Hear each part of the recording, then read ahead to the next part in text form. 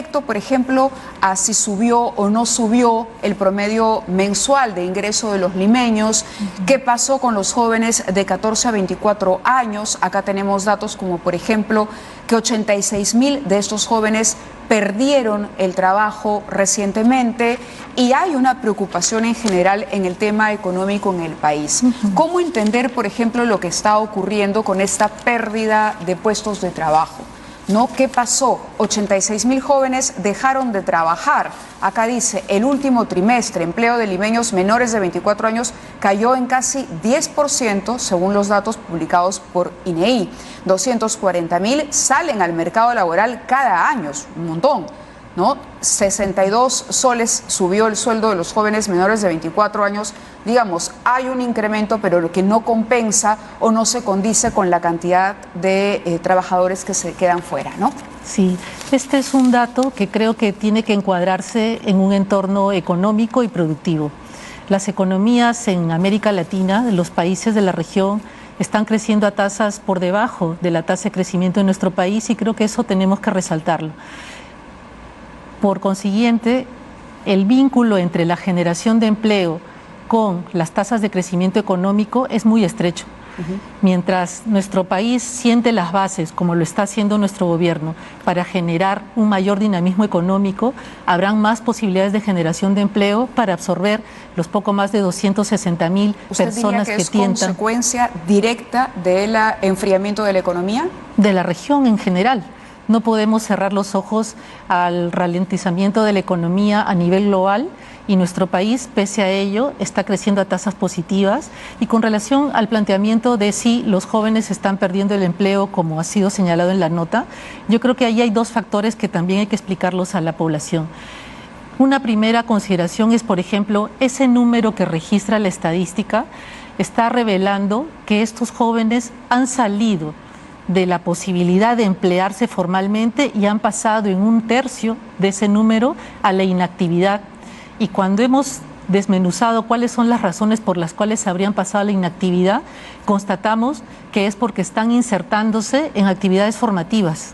Es decir, dejan temporalmente la posibilidad de trabajar porque ingresan a institutos, a centros de formación que no les permiten ya seguir trabajando, con lo cual hay una evidencia también positiva respecto de la mayor y mejor trayectoria laboral que se van generando. ¿Usted diría que ese es el porcentaje? Es decir, solamente el 30% habrían perdido el trabajo y se habrían ido a su casa sin nada más que hacer, y el otro 60 y pico % estaría hoy estudiando al haber dejado voluntariamente de trabajar.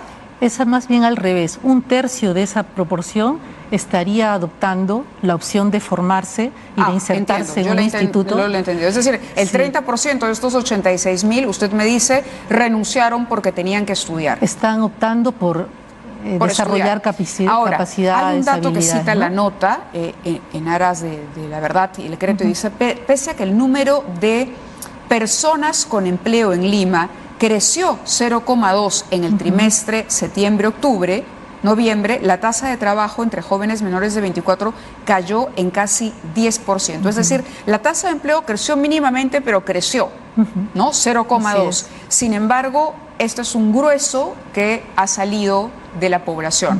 Y usted me dice que es porque por lo menos el 30%. ¿Qué pasa con el otro 60 y tantos %? Claro, ese es el segundo factor, ¿no? El primero es el factor educativo.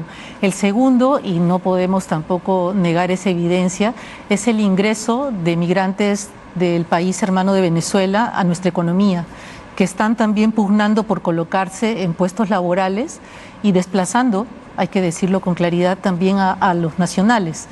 Esta es una dinámica que, como decía, no se supera solo con disposiciones de control o fiscalización que también están presentes, sino con las posibilidades de generar mejores condiciones para la inversión privada y para la generación de empleo. Ese siempre será el círculo virtuoso y nuestro gobierno está trabajando. El problema es que ahí sí concretas. necesitamos fiscalización, porque lo que sucede es que viene un venezolano con la mejor intención que está dispuesto a trabajar por lo que le paguen. Entonces, esto lo que ha hecho también es generar, digamos, que haya sueldos cada vez más bajos, ¿no? Y que se compita por puestos con sueldos cada vez más bajos.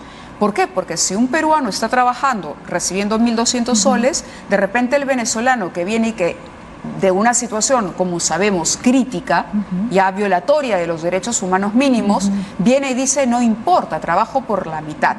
Entonces, ¿qué política está adoptando el Ministerio de Trabajo para supervisar y evitar que se esté haciendo este despido o este cambio? Porque evidentemente son trabajadores informales o formales los que están sufriendo el impacto de la migración venezolana más. El mayor peso de la presencia de trabajadores venezolanos claramente está en la informalidad y no he descartado ni por asomo que la fiscalización laboral pueda desplegarse en estos casos.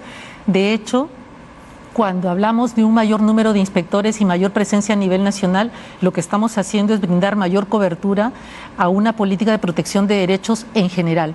Y en particular sobre el aspecto que tú anotas sobre las diferencias remunerativas, en algunos casos estamos ante manifiestas formas de discriminación. Y también el gobierno ha impulsado una política de igualdad remunerativa para evitar estos supuestos, tanto del trabajo que ofrece el hombre como la mujer, tanto como el desplazamiento en razón de nacionalidad y sobre todo aprovechándose del estado de necesidad que algunos empleadores, vamos a decirlo con claridad, están dispuestos a desplegar.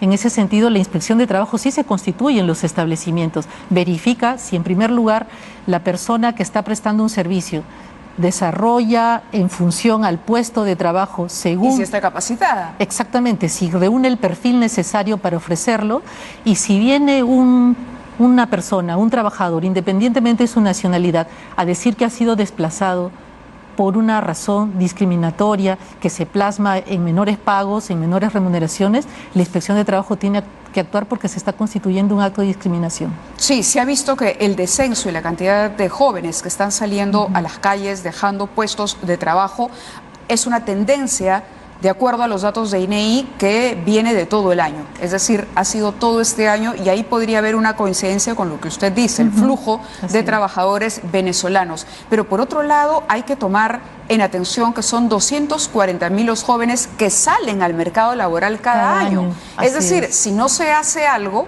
el próximo año esta cifra se va a multiplicar porque va a agregar a 240.000 más. Sí, y no es solo si no se hace algo, sino lo estamos haciendo.